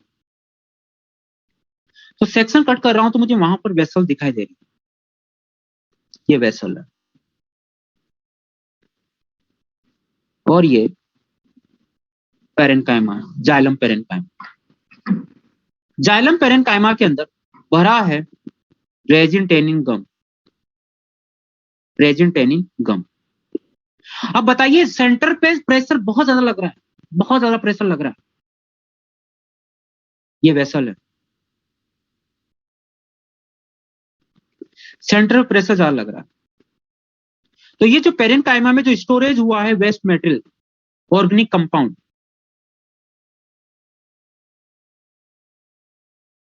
वो धीरे धीरे धीरे धीरे ये पेरेन्काइमा यहां जहां पिट होता है वहां से वेसल्स की वॉल को तोड़ता है, वहां से वेसल की वॉल को तोड़ता है और अंदर आ जाता है। अंदर आने के बाद इसके अंदर मेटाबॉलिज्म चली रही है, रेजिन गम टेनिन पहले से ही है और बनने लग गए हैं और ये ऑर्गेनिक कंपाउंड आ गए हैं।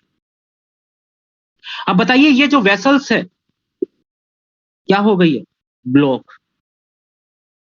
ये वेसल क्या हो गई है, ब्लॉक हो गई है। किसने आउटग्रोथ कर ली,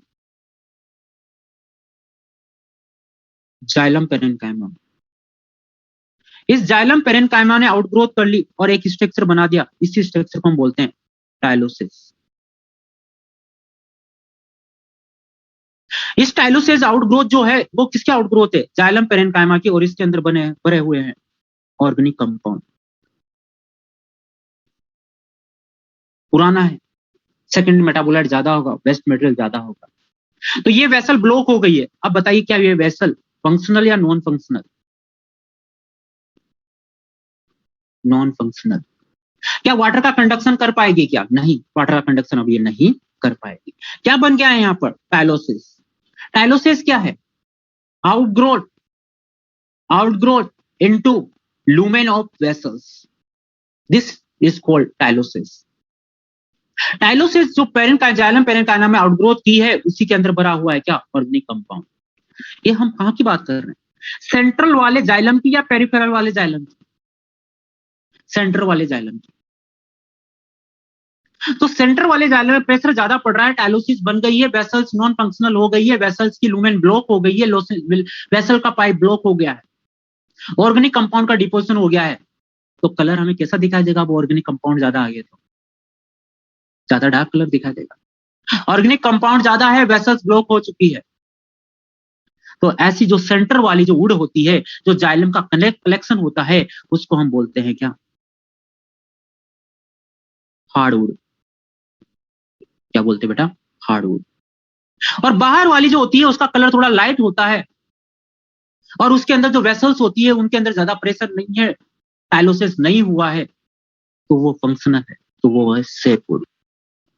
तो यहां पर हम देख रहे हैं कितनी टाइप की वुड हो गई, टू टाइप वुड हो गई, सेप वुड और हार्डवुड। जो सेंट्रल वाले रीजन की जो जाइलम है उनको हमने हार्डवुड बोला है और बाहर पेरिफेरल वाले है उसको बोला है सेप वुड। क्लियर बताया था। अब तुमसे क्वेश्चन मैं पूछता हूं, बताइए किसकी वेसल फंक्शनल है,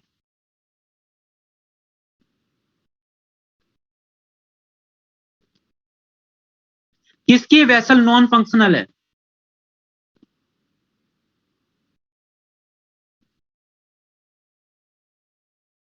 बात समझ पा रहे हो, तो बताइए वुड,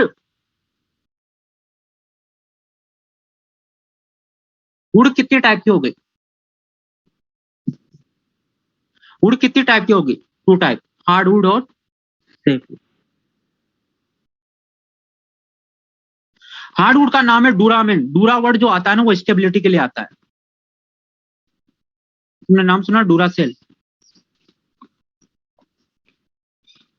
डूरा वर्ड सुना है तुमने, डूरा, डूरासेल स्टेबिलिटी क्या आता है, लॉन्ग। तो दो तरह की वुड होगी, हार्डवुड और सेपवुड। अब दिमाग लगाना, बिल्कुल इस टेबल को मत देखो, बिना देखे बोलो, मैं जो तुमसे पूछता हूँ, ठीक है। हार्डवुड और सेफ्टवुड बता दिया। हार्डवुड है बेटा, ये हार्ड नहीं है, हार्डवुड है। इधर देखिए, मैं तुमसे क्वेश्चन पूछता हूँ। पहला क्वेश्चन, पेरिफेरल रीजन वाला जो जाइलम, पेरिफेरल का मतलब ये नहीं कि वेस्कुलर कैम्बियम के बाहर, नहीं, वेस्कुलर कैम्बियम के अंदर, जो वेस्कुलर कैम्बियम के पास वाला है या सेंटर से दूर वाला जो है, उस वुड को हमने क्या नाम दिया है, उस जाइलम को, कलेक्शन को क्या नाम दिया है, सेफ्टवुड। सेंटर वाले का नाम क्या दिया है, हार्डवुड। किस में ज्यादा प्रेशर है, हार्डवुड में। किस में टाइलोसिस होगा, हार्डवुड में। किस में पेरेनकाइमा, जाइलम पेरेनकाइमा वेसल्स की लूमेन में एंटर कर जाएगा, हार्डवुड में। किसके अंदर नॉन फंक्शनल वेसल है, हार्डवुड में। कौन वाटर का कंडक्शन में काम नहीं करेगी, हार्डवुड। कौन ज्यादा डिपोजिशन हुआ है, हार्डवुड। ज्यादा स्ट्रॉन्ग कौन सी होगी, हार्डवुड। किसके अंदर ऑर्गेनिक कंपाउंड का डिपोजिशन हुआ है, हार्डवुड। ऑर्गेनिक कंपाउंड क्या एंटीसेप्टिक होते हैं, यस। क्या उसके अंदर फंगल इन्फेक्शन हो सकता है, नहीं। क्या उसके अंदर बैक्टीरिया इन्फेक्शन कर सकते हैं, नहीं। तो हार्डवुड के अंदर क्या बैक्टीरिया को खत्म कर सकते हैं, क्या, नहीं। क्या इंसेक्ट खत्म कर सकते हैं, क्या, नहीं। क्या हार्डवुड ज्यादा स्ट्रॉन्ग है, क्या, हाँ। क्या हार्डवुड फंक्शनल काम कर रही है, क्या वेसल्स की, इसकी वेसल वाटर का ट्रांसपोर्टेशन कर रही है, नहीं।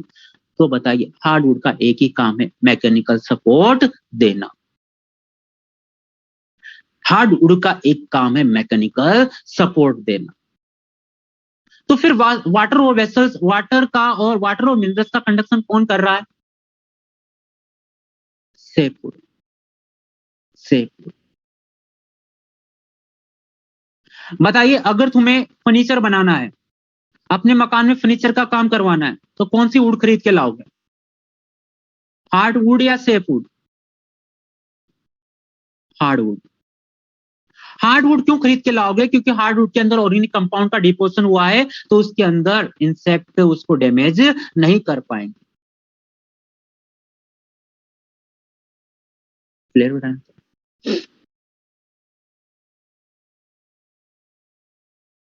एंटीसेप्टिक होते हैं, बैक्टीरियल इन्फेक्शन जल्दी नहीं होता, ऑर्गेनिक। एल्कोहल देख लो ना यार, एल्कोहल नहीं लगाते, एल्कोहल तो डिटोल देखो, डिटोल में क्या एल्कोहल,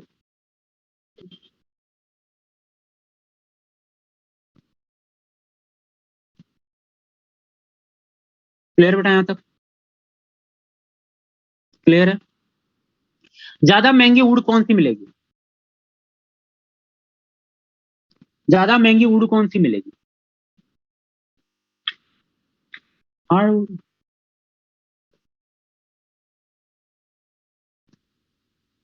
ठीक है। हाँ, दीमक, दीमक नाम सुना है ना, टर्मेट। मोस्टली अपना फर्नीचर हार्डवुड का नहीं होता, अपना तो ये होता है सीड का, इनका अलग अलग का होता है, तो वो लगते ही है। हार्डवुड बहुत महंगी आती है और हर जगह मिलती भी नहीं है। चलिए एक हाइपोथेटिकल क्वेश्चन की बात करते हैं, एक हाइपोथेटिकल क्वेश्चन की बात करते हैं। अगर मैं हार्डवुड को हटा दूं, अगर मैं हार्डवुड को हटा दूं,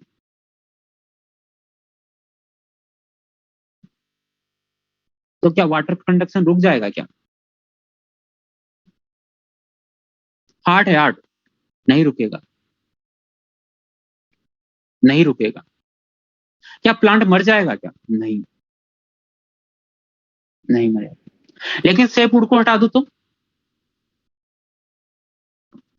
सेफ वुड को हटा दूं तो प्लांट डेड हो जाएगा। अगर मैं सेफ वुड को हटा रहा हूं तो पहले कौन मरेगा, रूट या लीफ, हाँ ये हार्ट वुड ही है बेटा,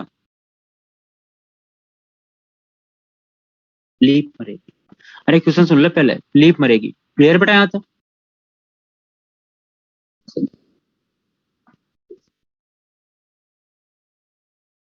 clear. All physiological active inactive ये सब बातें हमने कर ली। Hardwood become inactive, does not conduct water, ठीक है, and minerals, deposition of material, essential oil, resin, gum, tannin, कहां पर डिपोजिशन हुआ, वेसल की लुमेन। फॉर्मेशन ऑफ टाइलोसिस, पहलू से balloon like in growth of xylem parenchyma in the lumen of tracheids and vessels. Mainly हम vessels की बात करते हैं क्योंकि एंजियोस्पर्म हम पढ़ रहे हैं। Hardwood rapidly increase during the secondary growth. जैसे जैसे सेकेंडरी ग्रोथ होती जाएगी अंदर की तरफ जाइलम डिपॉजिट होता जाएगा, हार्डवुड बढ़ती जाएगी। If hardwood is the removed from the trunk, the mechanical support will be affected, but shape conduction is not affected. Shape मतलब वाटर प्लस मिनरल्स जो सॉल्यूशन जाइलम के अंदर जा रहा है। असेंट ऑफ शेप याद है अभी भी या भूल गए? Hardwood is the highly durable so used in making in furniture. Durable क्यों है? क्योंकि ऑर्गेनिक कंपाउंड का डिपोजिशन हुआ है। यहां तक क्लियर है सबको? यहां तक क्लियर है सबको?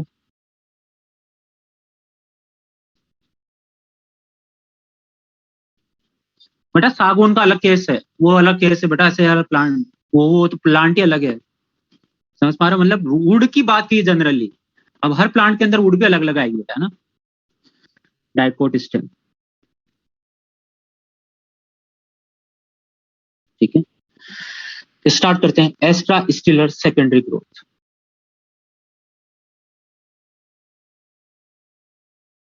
Extra still region secondary growth. अब सुनिए एस्ट्रा स्टिल रीजन में सेकेंडरी ग्रोथ की क्यों जरूरत पड़ गई, ठीक है।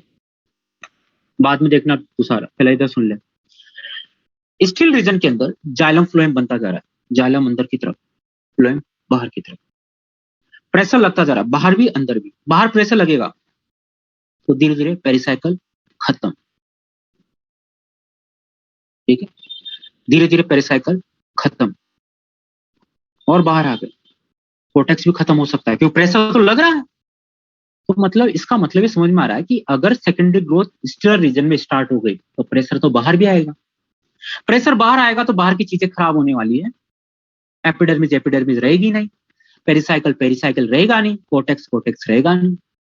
तो इसका मतलब फिर बाहर वाले रीजन को अगर ऐसे खत्म होता जाएगा तो एक बार ऐसे तो प्लांट खुले में आ जाएगा। जाइलम फ्लोएम किस में आ जाएगा? खुले में, कोई कवरिंग ही नहीं होगी। समझ पा रहे हो? जैसे किसी इंसान, जैसे मैं नहीं, कोई इंसान मोटा होता जा रहा है, मोटा होता जा रहा है, मोटा होता जा रहा है। इसकी इसका ना किडनी बड़ी होती जा रही है, लीवर बड़ा होता जा रहा है, अंदर से स्टमक बड़ा होता जा रहा है। तो क्या बताइए, ऐसे बड़ा ही बड़ा होता जाएगा तो स्किन तो फट जाएगी। तो फिर स्किन को भी तो अपना बढ़ाना पड़ेगा ना, नई स्किन बनानी पड़ेगी। बात समझ पा रहे हो? तो क्या इंटरनल ग्रोथ तो हो रही है तो फिर एक्सटर्नल ग्रोथ भी करनी पड़ेगी। हाँ ये जरूर है कि दिमाग लगाने वाली बात है कि पहले इंटरनल ग्रोथ हो रही है फिर उसके बाद एक्सटर्नल ग्रोथ हो रही है। मतलब पहले स्टिलर रीजन की सेकेंडरी ग्रोथ होगी और उसके कुछ टाइम बाद ही एस्ट्रा स्टिलर रीजन की सेकेंडरी ग्रोथ हो जाएगी। क्यों? क्योंकि इस एस्ट्रल रीजन में, समझने की कोशिश करना, एस्ट्रल रीजन में ग्रोथ हुई है तो बाहर वाला डैमेज हो जाएगा तो उसको रिप्लेस करने के लिए वहां नया कुछ ना कुछ बनाना पड़ेगा। क्लियर बताया था? तो पहली line started after few year of स्टिलर secondary growth. Yes, बाद में तो स्टार्ट होगी, प्रेशर पड़ेगा तभी तो काम करेगा इंसान। जहां तक पेपर नहीं होते वहां तक हम पढ़ते नहीं। तो बाहर अंदर से प्रेशर पड़ेगा तभी बाहर सेकेंडरी ग्रोथ स्टार्ट होएगी। और कई साइकिल के बाद सेकेंडरी ग्रोथ का स्टार्ट होना, this is called extrastelar secondary growth. Clear बेटा है? ये पहला पॉइंट समझ में आ गया? सिर्फ फर्स्ट लाइन, बाकी छोड़ो। चलिए अब डायग्राम बनाते हैं।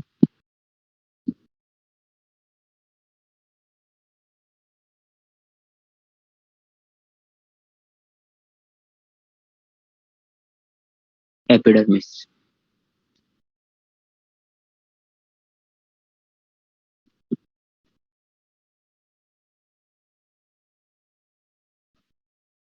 हाइपोडर्मिस। हम क्या पढ़ रहे हैं, डाइकोट रूट या डाइकोट स्टेम?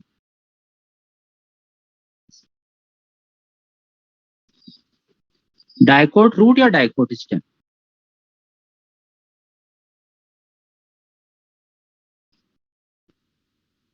स्टेम। क्लास से बाहर चले जाना अगर क्वेश्चन नहीं आ रहा। क्वेश्चन का आंसर नहीं आए तो क्लास से बाहर चले जाना। भाई आंसर आ गया है किसकी बनी है ये हाइपोडर्मिस? बहुत बढ़िया बेटा, यस।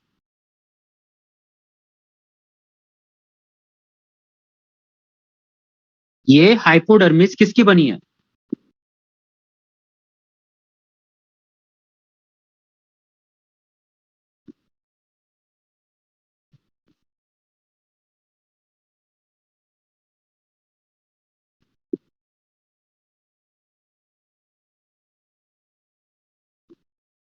ठीक है, ये कोर्टेक्स है, general cortex. Pericycle, endodermis,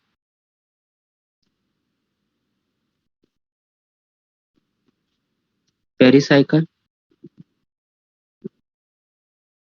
vascular cambium, बाहर फ्लोएम है, अंदर जाइलम है।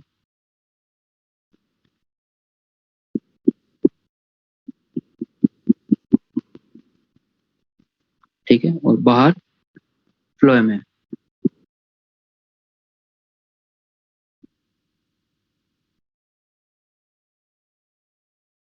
तो अंदर तो सेकेंडरी ग्रोथ पहले से स्टार्ट हो गई, स्टील के अंदर। स्टील के अंदर तो पहले से सेकेंडरी ग्रोथ स्टार्ट हो गई है, बाहर की तरफ प्रेशर लग रहा है। तो प्रेशर लग रहा है तो धीरे धीरे ये एंडोडर्मिस खत्म हुई, धीरे धीरे कोर्टेक्स भी खत्म होने वाला है।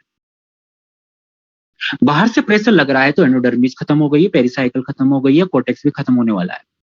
तो उस कंडीशन में बाहर क्रांतिकारी विचार आते हैं, बिल्कुल एक विचार आते हैं। विचार समझते हैं, विचार, थॉट, कि भाई कुछ कर ले, नहीं तो अपना तो खत्म ही हो जाएगा सब कुछ। तो वहां पर क्या होता है कि जो हाइपोडर्मिस है, जो हाइपोडर्मिस है, मुझे बताइए हाइपोडर्मिस किसकी बनी है?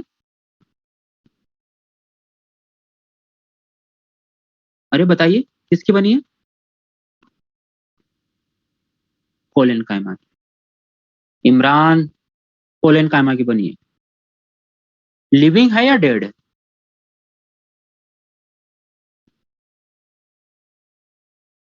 लिविंग है या dead? Living, living. Single layer है, multi layer? Multi, multi layer. इसके अंदर वाली जो लेयर है, इसको मैं बाहर निकाल रहा हूं।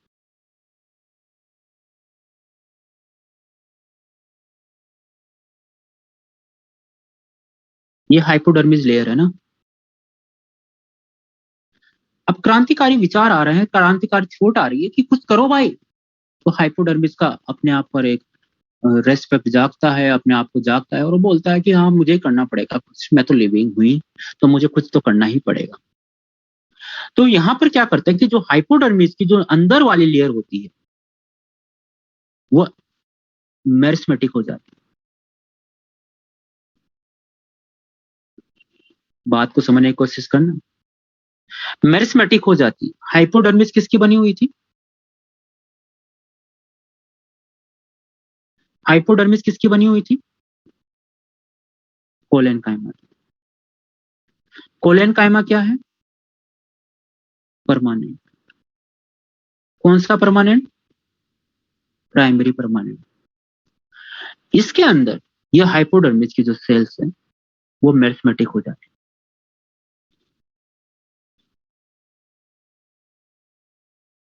मेरिस्मेटिक हो जाती है। ये मेरिस्टेम क्या पहली बार बना है जिंदगी में? क्या प्राइमरी ग्रोथ के टाइम मेरिस्टेम नहीं था? था। क्या पहली बार बना है क्या? नहीं।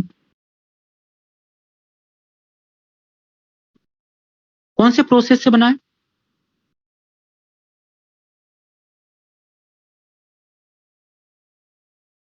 तो किसका एग्जाम्पल हो गया ये? डी डिफ्रेंसिएशन का, सेकेंडरी मेरिस्टेम। और इसी को हम बोलने लग जाते हैं कोर कैम्बियम। तो फर्स्ट टाइम कोर कैम्बियम का जो फॉर्मेशन हुआ स्टेम के अंदर, वो किससे हुआ? हाइपोडर्मिस। कौन से प्रोसेस से? Dedifferentiation. तो cork cambium is example of the primary meristem and secondary meristem. Secondary meristem. क्या ये पेरिफेरल रीजन में प्रेजेंट है क्या? यस। तो क्या लेटरल मेरिस्टेम या एपिकल मेरिस्टेम? क्या ये पेरिफेरल रीजन में प्रेजेंट है क्या? तो लेटरल मेरिस्टेम या एपिकल मेरिस्टेम? Lateral meristem. अरे लेटरल मेरिस्टेम में कौन सा? लेटरल प्राइमरी मेरिस्टेम या लेटरल सेकेंडरी मेरिस्टेम? अरे लेटरल प्राइमरी मेरिस्टेम या lateral secondary meristem? Lateral secondary meristem. Example clear हुआ? जो मैंने छोड़ा था अभी नहीं पढ़ाऊंगा, वो अब धीरे धीरे आ रहा है। क्लियर? अभी कोर कैम्बियम जो है ये पूरा का यहीं मिलेगा या पूरा पूरा लेयर में मिलेगा? ये पूरा मिलेगा, ये पूरा का पूरा मेरिस्मेटिक हो जाएगा और ऐसे लेयर बना लेगा। क्या सिंगल लेयर बनाएगा या मल्टी लेयर बनाएगा? मल्टी लेयर बनाएगा, 2 to 3 लेयर बनाएगा। अरे बात समझ पा रहे हो? 2 to 3 लेयर बनाएगा, मल्टी लेयर बनाएगा। इसकी सेल जो कैसी है? रेक्टेंगुलर है। कैसी सेल है? रेक्टेंगुलर। रेक्टेंगुलर सेल है। इस कोर कैम्बियम को ढंग से देखो। कोर कैम्बियम, इस कोर कैम्बियम के अंदर मल्टी लेयर है, रेक्टेंगुलर सेल है, हाइपोडर्मिस ने बनी है। बाहर की तरफ भी सेल डिवाइड होके नंबर ऑफ सेल बनाएगी, अंदर की तरफ भी डिवाइड होके नंबर ऑफ सेल बनाएगी। बाहर की जो सेल बनी है वो धीरे धीरे परमानेंट हो जाती है और इनमें सुबेरिन का डिपोजिशन हो जाता है और इन्हीं को हम बोलते हैं कोर। अंदर की तरफ जो बनती है पेरेन्काइमेटस सेल, इनको हम बोलते हैं सेकेंडरी कोर्टेक्स। किसने बनाया है ये? Core cambium.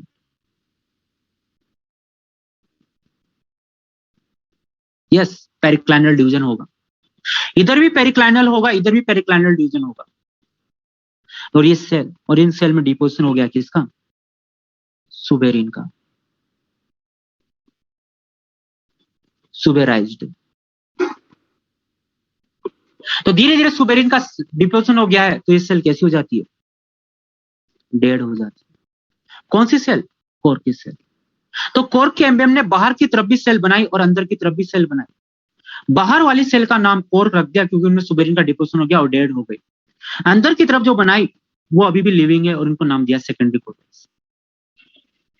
कोर का इको नाम है, याद रखना है भाई, सब याद रखने हैं। कोर का इको नाम है पेरी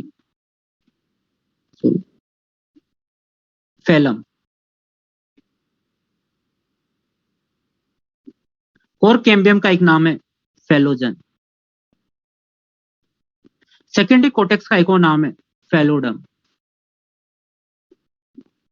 और इन तीनों को मिला के हम बोलते हैं पेरिडम। एक बार और समझो,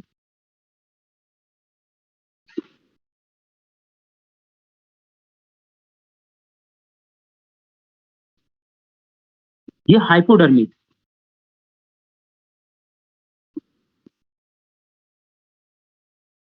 ये हाइपोडर्मिस, ये हाइपोडर्मिस ने कोर कैम्बियम बना दी। किसने बनाई है कोर कैम्बियम?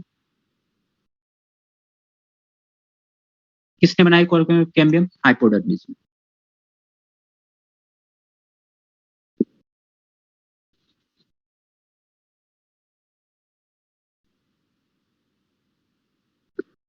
एक कोर कैम्बियम बाहर की तरफ क्या बना रही है? सेल।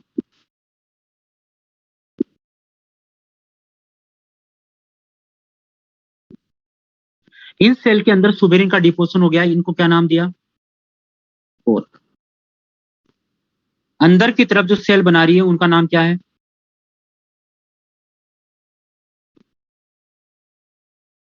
Secondary cortex. तो ऐसे अंदर की तरफ बनता जाएगा सेकेंडरी कोर्टेक्स,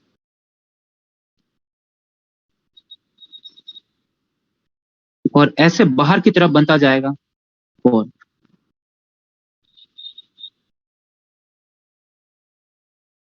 अरे बात समझ पा रहे हो? बना कौन रहा है? Core cambium. बना कौन रहा है? Core cambium. तीनों को मिलके हम क्या बोलते हैं? पेरिडम। कोर कैसा है? डेड या लिविंग? डेड। बाकी ये दोनों क्या है, लिविंग है। अरे मेरी बात समझ पा रहे हो, अरे मेरी बात समझ पा रहे हो, क्लियर है। धीरे धीरे एपिडर्मिस भी खत्म हो जाएगा, जनरल कोटेक्स भी खत्म हो जाएगा, और यहाँ पर बन जाएंगे कोर, कोर कैम्बियम और सेकेंडरी कोटेक्स। एक साल में जो ग्रोथ हुई है कोर कैम्बियम ने, जो कोर और सेकेंडरी कोटेक्स बनाया, उसके बाद कोर कैम्बियम खत्म हो जाती है। फिर नए कोर कैम्बियम जो बनाएगा वो सेकेंडरी कोटेक्स बनाएगा, क्योंकि हाइपोडर्मिस तो खत्म हो गई। मेरी बात को समझना, फर्स्ट टाइम जो कोर कैम्बियम बनी वो किससे बनी, हाइपोडर्मिस। और इसी से क्वेश्चन आता है, कभी भी पूछा जाए कोर कैम्बियम किससे बनी, दिमाग मत लगाना, हाइपोडर्मिस।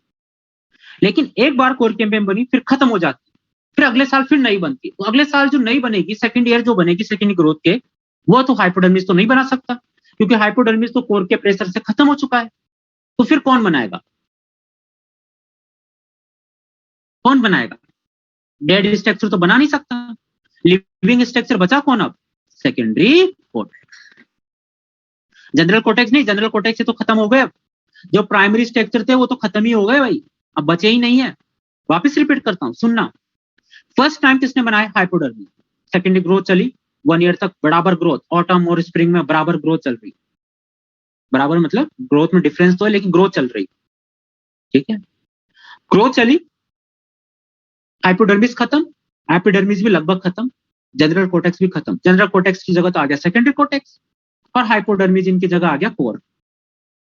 माहौल है। धीरे धीरे कोर कैम्बियम खत्म हो जाती है 1 ईयर होते होते।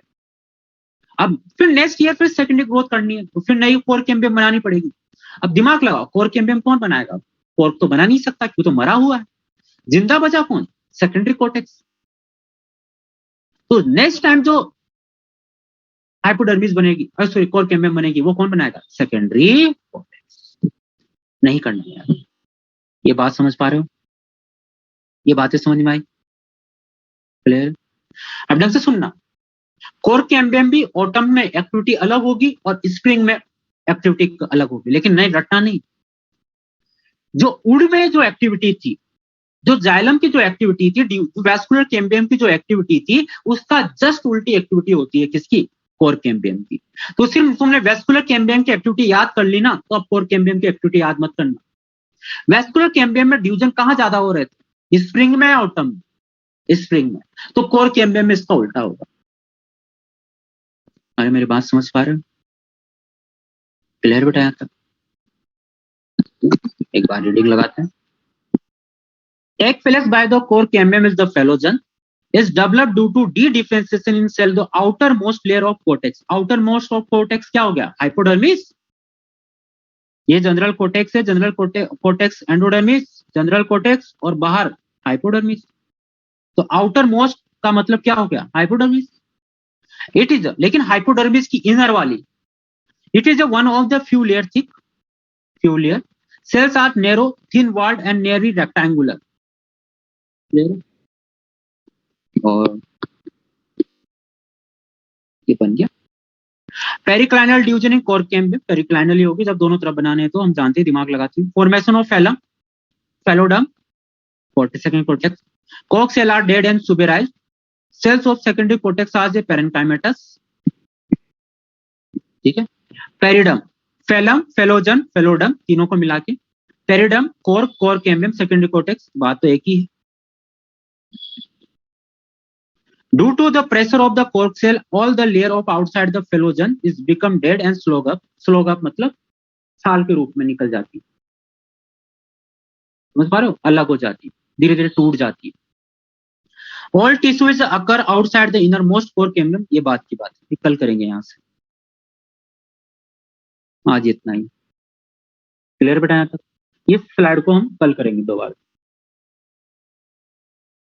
क्लियर है। एक बार इसको रीड करना बेटा, कल आते रिवाइज कराऊंगा, क्वेश्चन पूछूंगा। हाँ, इस फोन लगा के, ईयरफोन लगा के क्वेश्चन पूछूंगा बेटा। तो क्लास में वही आना जो पढ़ के आया, बाकी तो मौज मस्ती करने के लिए तो पूरी अर्थ पढ़ी है।